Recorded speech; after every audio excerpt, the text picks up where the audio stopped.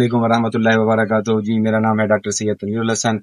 आज हम एक फार्म पे आए हुए हैं। तो जी हमारे भाई हैं साजिद भाई, तो इन्होंने मतलब फार्मिंग की हुई है, दूध के लिए जानवर रखे हुए हैं। तो इनको मतलब कि हमने इतनी समझ दे दी है कि ये अब अपने एनिमल के अंदर खुद प्रोटोकॉल करते हैं, हार्मोनल प्रोटोकॉल जो हम फार्म पे करते हैं। तो ये एक पीछे इनकी एक गाय है जिसको हमने प्रोटोकॉल किया था। तो प्रोटोकॉल बेसिकली हाँ ये टीका लगा लेते हैं, और हमने इनको जस्ट बताया था कि इस वक्फे से आपने लगाना है। तो जब हीट में आई है तो हमने इसकी इंसेमिनेशन की थी, तो उसकी एक बछड़ी पैदा हुई है माशाल्लाह, वो देखें।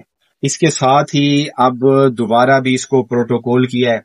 तो अब ये भाई अपनी जबानी बताएंगे कि प्रोटोकॉल इन्होंने कैसे किया है, उसको कैसे मैनेज किया है और क्या लगाया है, क्योंकि हमने इनको इंजेक्शन के नाम याद करवा दिए थे।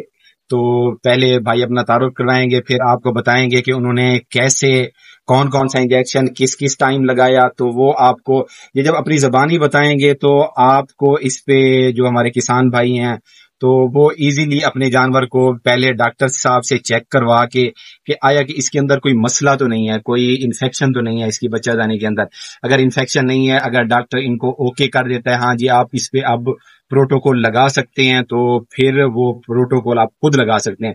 लेकिन प्रोटोकॉल करने से पहले आपको पहले डॉक्टर साहब से इसको चेक करवाना पड़ेगा कि प्रोटोकॉल के काबिल है भी कि नहीं।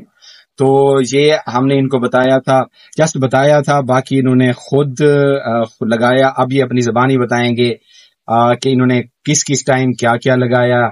तो ये अब आपको बताएंगे भाई। अस्सलाम वालेकुम, मेरा नाम मोहम्मद साजिद है। मैंने उस्ताद साहब को बुलाया था। ये हमारी गाय को इन्होंने चेक किया था, पहले इसकी बच्चेदानी बिल्कुल ठीक थी। उसके बाद इन्होंने हमें बताया था जुम्मे वाले दिन कैंसुटाल लगाना है 5 ml। उसके बाद हमने अगले जुम्मे फिर 4 ml सैक्लोमेट लगाया था। फिर एतवार वाले दिन हमने शाम को 6 बजे फिर कैंसुटाल लगाया था 5 ml। उसके 18 घंटे बाद हमने उस्ताद को बुलाया था, इन्होंने सेमिनेशन की थी।